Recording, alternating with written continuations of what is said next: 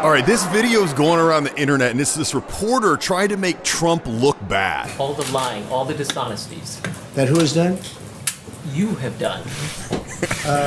In this video, we're going to break down this interaction. This is so funny. I've watched this probably 10 times, and we're going to analyze a couple different things. First of all, what Trump did. I'm going to talk about what he did well in this interaction. I'm also going to talk about the guy who asked him that question.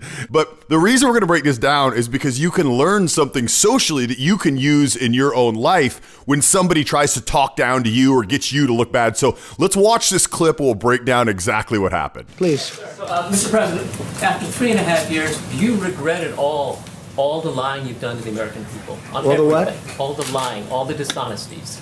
That who has done? You have done. Tens of thousands. Yeah, go ahead, please. Please. Go ahead. I wanted to ask about the payroll tax. 100% ignored. If you started this clip right after he started ignoring him, you would have no idea that that dude was asking him a ridiculous, rude question. So what does that accomplish? You always want to refrain from showing any emotional reaction when somebody tries to make fun of you. So I don't care if you're a third grader and you're, like I was, a heavyweight in the schoolyard and someone's calling you fat. I don't care if you're at work and some new guy's calling you a dummy. You cannot show an emotional reaction just like Trump displays right here, because what happens if you do? If you show emotional reaction, what you are subcommunicating through your action, you're not saying it directly, but you might as well be, is you're saying, I think you are higher status than me. Why?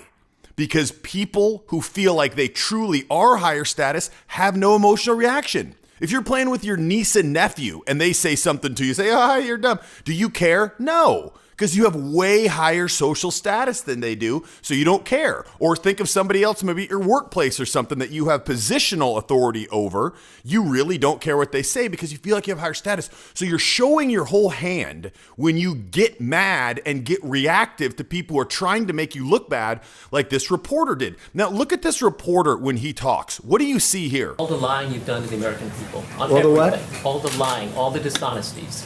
That who has done? You have done. Tens of thousands. Yeah, go ahead, please. Please. He's incredibly nervous. All the telltale signs. He's jumpy with his words. He's jumping around. His hands on his face. Trump asks him a follow-up question and he can't even do it. And then the most telling thing is the minute Trump starts talking, the dude stops talking. He was waiting for Trump to talk over him, meaning he didn't want an answer to this. He wasn't posing a real question. He just wanted to get up there and say this. And as things get closer, as we get closer to the election, you're going to see more people in these situations asking these really over-the-top questions that aren't even questions. They're just trying to make Trump look bad.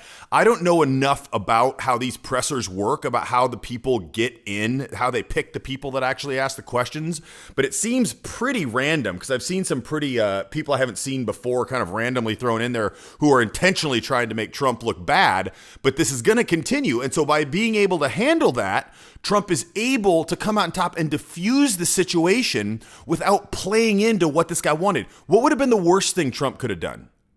Will get super wound up and like, what are you talking about? Name one time I lied. It would not be to his favor. There's literally no upside of doing that. And for you, there's no upside in doing that at all in any situation. Think it through. Think of a time that you heard someone else getting made fun of or put down or tried to make look bad, that evoking or showing an emotional reaction did them a favor, did them a positive, made them look better. Never. And I'll tell you one thing. When you do this, the most powerful thing you can do to put someone else down is to just completely ignore them like they're not there. I mean, it just drops other people's confidence to the ground immediately. So you need to learn the skill of being able to completely shut off your emotion. Because what are you going to feel when someone does that? You're going to feel super mad. You're going to feel like defending yourself, especially if it's not true. You're going to feel like setting them straight. You're not going to let them talk over you. But there's occasions, like instances like this, where being completely silent and not saying anything and completely ignoring it is the best thing to do. Now look at this guy. I just laugh at this guy because the guy he asked the question to was not ready for it because he couldn't believe Trump didn't have a reaction. So he goes, yes, ask the question. I wanted to ask you about the payroll tax. Tens of Yeah, thousands. go ahead, please. Please. Go ahead. Go ahead. I wanted to ask about the payroll tax. This guy's phenomenal. But when you get made fun of, when someone tries to put you down, what do?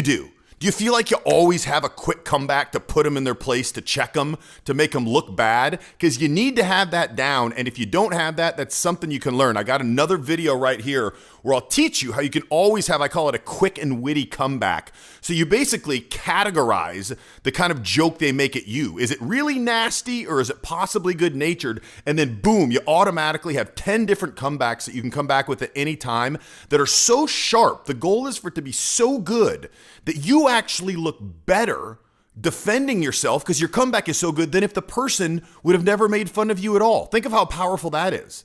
Now, not only are you not worried that someone's going to make fun of you, but you almost hope that they do because it's going to give you a chance to crack one of these comebacks. So you can touch or click right here, and I'll walk you through that right now.